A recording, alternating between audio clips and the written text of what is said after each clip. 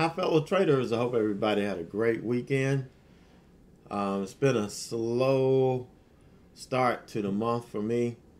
Was slow today, and it's not so much the market is slow. Sometimes you go through this period where the stocks you trade aren't really making the moves that you want, or you're not in the right stock at the right time. And this happens to every trader. It's not a bad thing. It's just something that happens, and you have to be able to accept that, because I know that tomorrow it may be a killer day, or Wednesday could be a killer day. You never know when that day is going to come. You can't predict that. And it kind of falls in line with what I have here.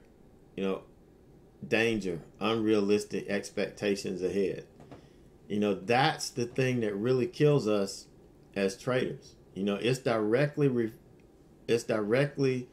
related to the fear that we experience in our trading that causes us to be unsuccessful. Your expectations determine your reality. That's been proven in study after study after study. Therefore, having unrealistic trading expectations, it's going to destroy any chance you have at becoming a successful trader. And there's a wide range of unrealistic expectations. I deal with some all the time from traders that come in. They expect this huge transformation in a matter of a week or 2 weeks. And it's just not realistic. It's going to take time, and how long it takes, it's going to depend on the person. The pricing that I have is based on trying to eliminate, you trying to get everything you can in a month, or get everything you can in 3 months. I've tried to make it to where it's easy for you to invest in yourself for 6 months or a year, and give yourself the time and the tools that you need to be successful. And not come in with these unrealistic expectations. Another thing that's really, really big that a lot of people fall into, it creeps up on me sometimes as well, is expecting every trade to be a winner. Expecting the best setups to be a winner. And you can't go into trades expecting anything other than to execute your trade plan flawlessly. That's the expectation that you need to go into every trade with. Not the expectation that it's going to work and go the way you want it to, but that you are going to execute your trade plan to perfection. That's one thing that we as traders have 100% complete control over, is how we execute our trade plans. We have control over whether we enter a trade, and for the most part, when we exit it. Now, if we're just got ridiculous and the trade is running against us, and our platform protects us from ourselves, then yeah, we've given up control. But we should never, ever give up control of, our execution. That's something that we can hold. But it boils down to having realistic expectations on every trade that we take. We could go through a losing period of 2 or 3 days in a row. We could have 7, 8 losing trades in a row. That does not mean that we're wrong or something's broken. It may mean that, hey, the market is not working with what we're doing, or it's that we may be missing something, or we may just be in the wrong stocks. That we, out of the group of stocks that we have, we just picked the wrong one. But we can't just change stuff and just, get mad because we thought this was going to work. And it's like when you get in the trade and it starts going the wrong way. Yeah, we may fuss and bitch about it, but if it starts to make us mad and we start to feel threatened by it, then there's something wrong. And we need to disconnect from that. And that means that we probably have unrealistic expectations going into the trade, which probably caused us to trade too many shares or a number of things.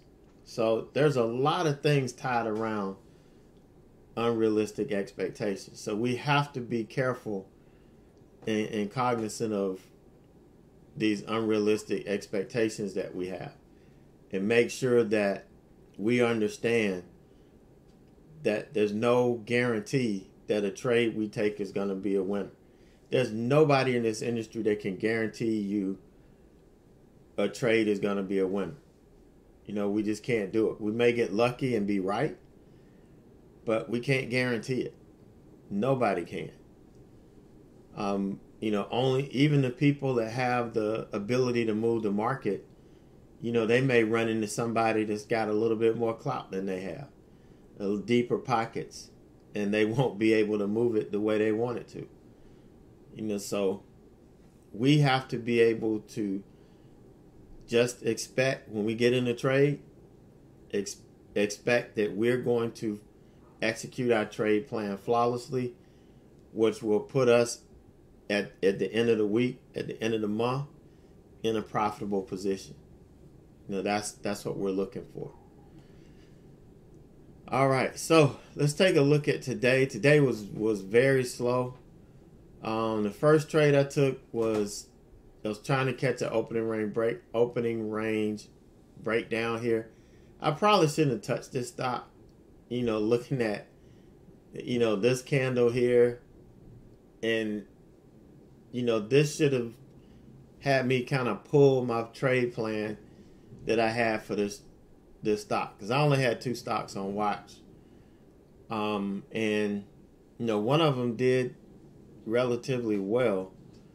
I forgot already what the stock was, but you guys in the room, exactly what stock it was. Might have been NTNX, I believe. Yeah, NTNX.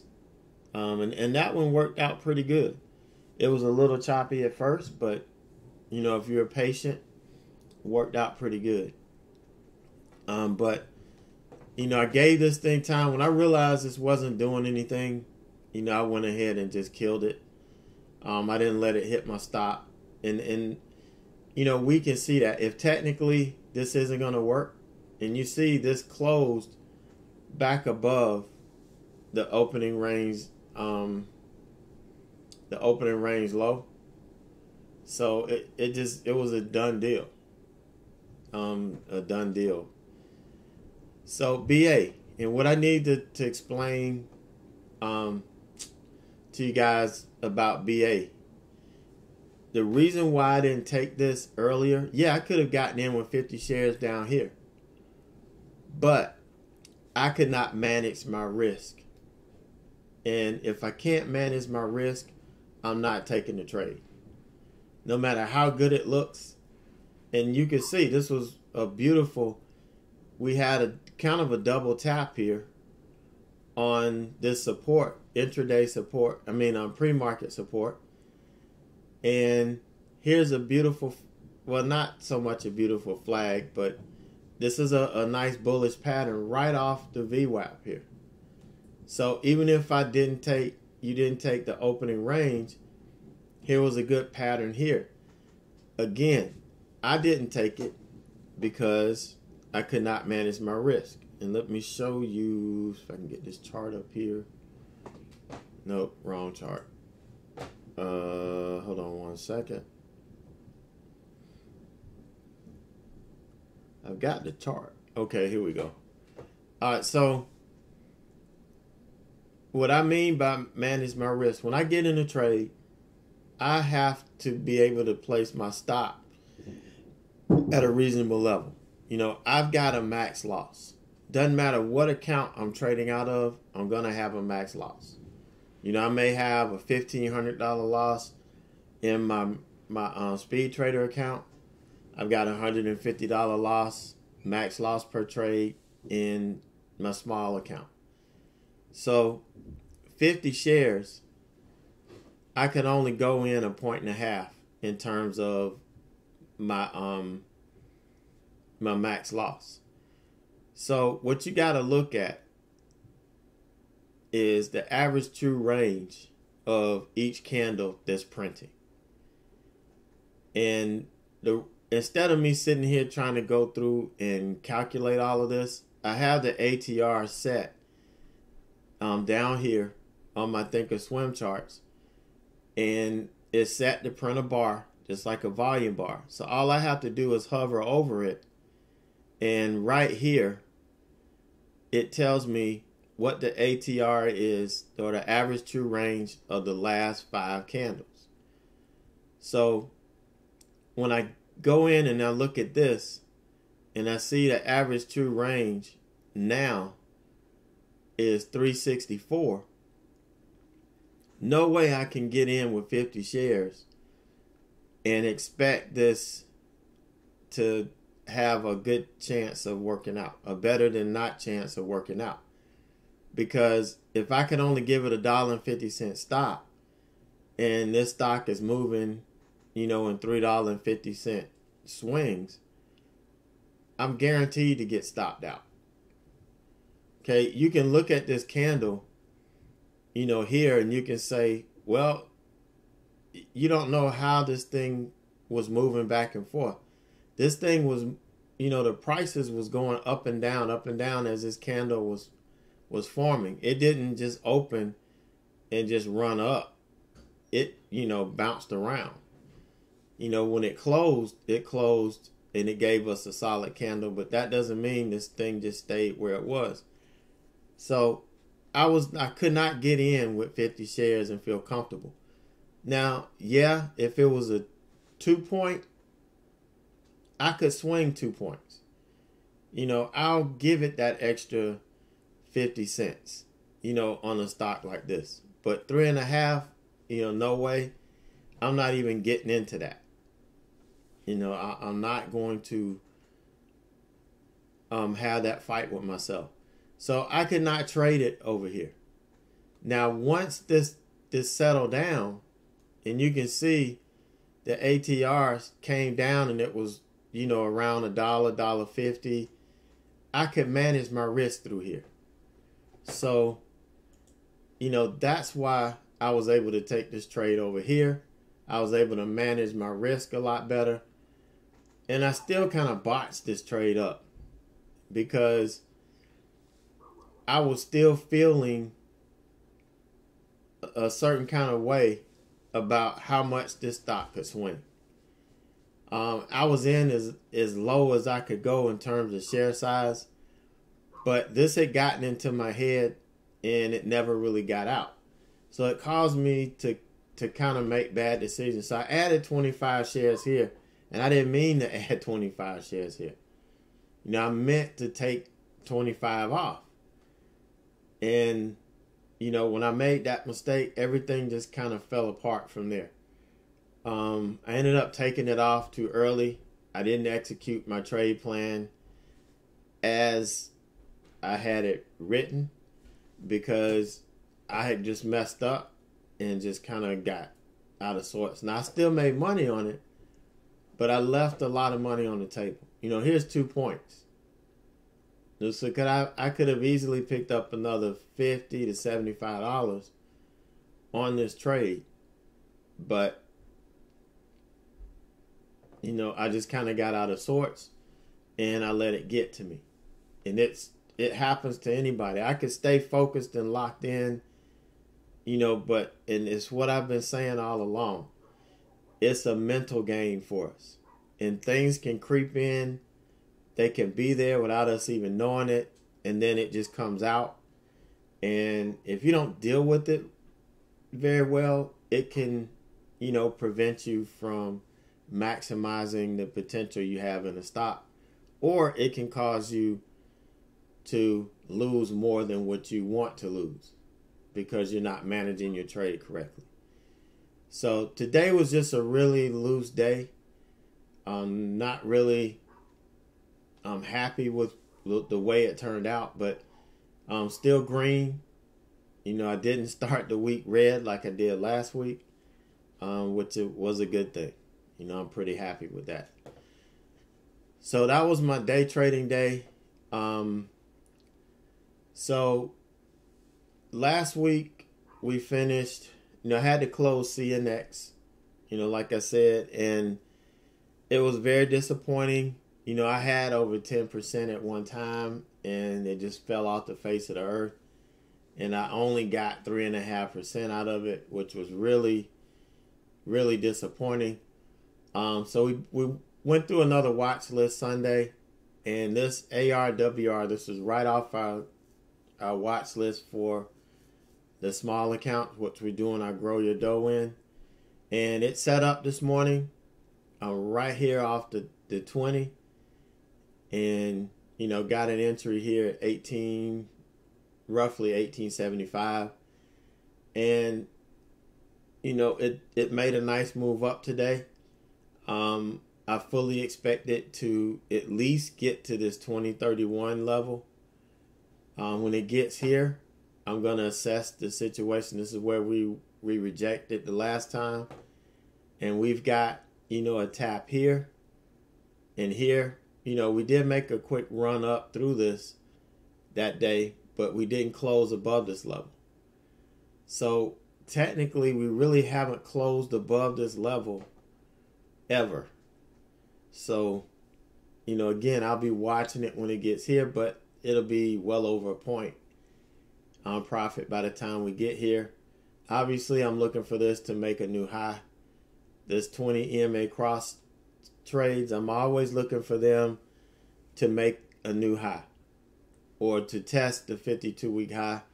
That would be my final target.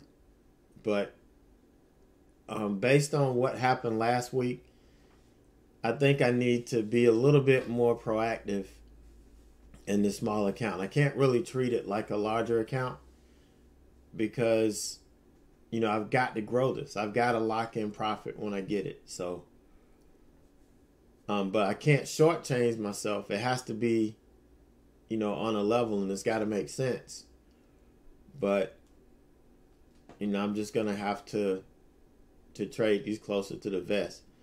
But I still have the plan starting next quarter to be a little bit more aggressive. Look at trading some earnings in this, which will, give us a little bit faster growth. But we'll, that's coming in April. But I still got to get through March. So last week, only 565 we made last week only. And for the month, we're just adding in last Friday. Total is 731.03. I had a max loss day. I try to stick to $150 loss per trade and a $300 max loss per day in this account.